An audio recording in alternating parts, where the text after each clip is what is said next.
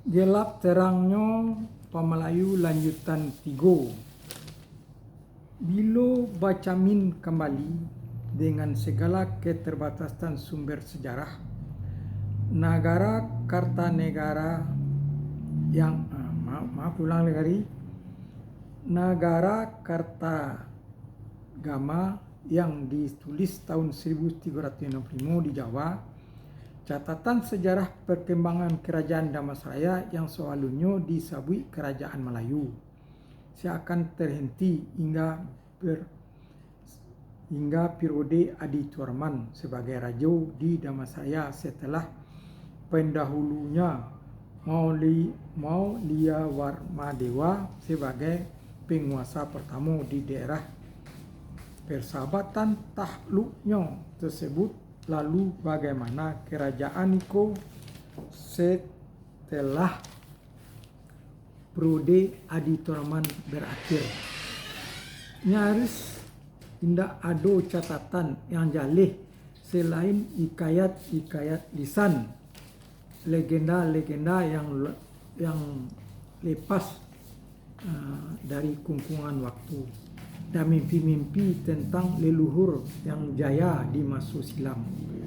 Dengan kesal, M. Jusra yang begitu kagum dengan orang Minangkabau dalam bukunya Minangkabau Overzicht van Land Geschiedenis in Fox mencatat untuk pengetahuan yang benar tentang orang Minangkabau, tentang sifatnya, wataknya, adatnya, sungguh memalukan bahwa tidak ada tanggal sejarah yang bisa diyakini.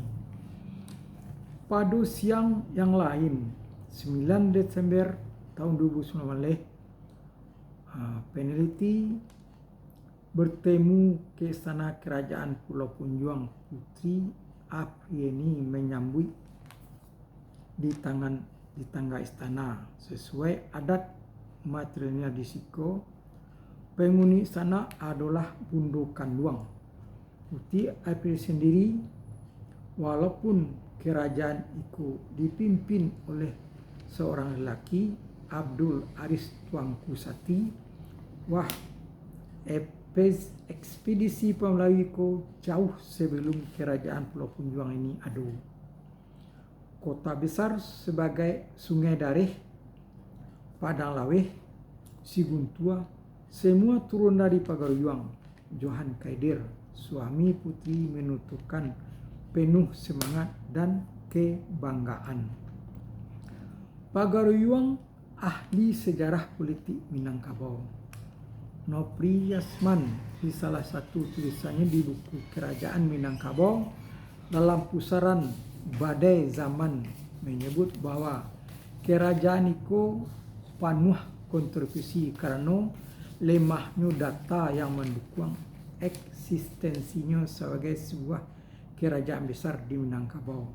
Namun kata Nopri Yasman lagi, keberadaan tetap diakui karena hidup dalam memori kolektif sebagai besar masyarakat.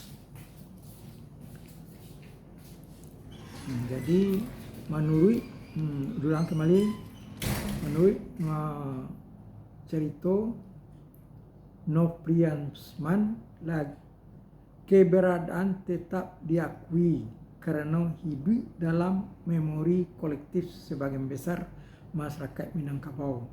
Walaupun dalam negara Kartanegama tidak satu pun menerangkan nama kerajaan berada di pedalaman yang bahkan nyaris tidak ada jalur transportasi utama. Saat itu adalah sungai dan laut. Minangkabau, maksudnya Minangkabau iko. Putri Afrieni ningrat Pulau Punjuang iko mengamparkan kertas bertulis Ranji yang mencatatkan berdirinya kerajaan itu pada tahun 1642, hampir 4 abad setelah ekspedisi besar itu. Ini kata saya, kata sang putri. Ia berada di urutan ke-9, urutan terakhir yang dirunut dari garis turun ibu. Kata sang putri, saya tidak ada dalam ranji itu. Saya di sini orang Sumando. Kata ulang kembali. Saya tidak ada dalam ranji itu. Saya di sini orang Sumando. Jadi tidak masuk dalam ranji. Kata Johan Kaidir. Menimpali. Jadi dalam pengawasan itu saya tidak termasuk di dalamnya, kata Johan Kaidir dalam menimpali cerita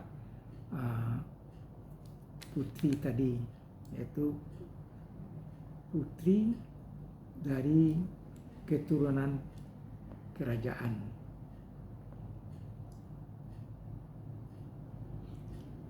Dan anehnya, Johan Pasis sekali bercerita tentang Pagaruyuang begitu detail tentang silsilah keluarga yang dia tidak masuk di dalamnya. Pagaruyuang nama yang awalnya muncul di sejumlah kaba dan tambo.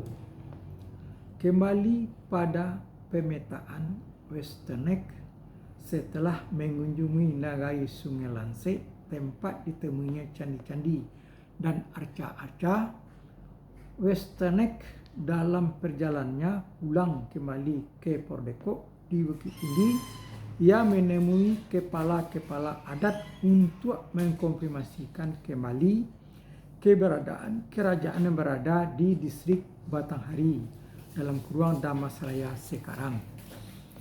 Kepala rakyat Sumaniak, daerah yang jauh lebih dekat ke Pagaruyuang ketimbang ke Damastraya, dengan bangga mengatakan bahwa nenek mama mereka sejak dulu tidak membuat sembah untuk Pagaruyuang, tetapi pada kerajaan di Batanghari, kata Westerneck dalam perjalanannya pulang ke Pordekok, yang dikutip oleh M. Jusra dalam Minangkabau Overzicht van Land Geschiedenis tahun 1909. Dengan kerumitan narasinya berpindah dari satu istana raja ke istana lainnya, hingga termenung kembali di komplek Padang Roco di Nagari Sungai Lanse. Batu candi masa lampau yang berwarna hingga, yang diam hariko. Apa yang hendak disampaikan pada masa dulunya, katanya.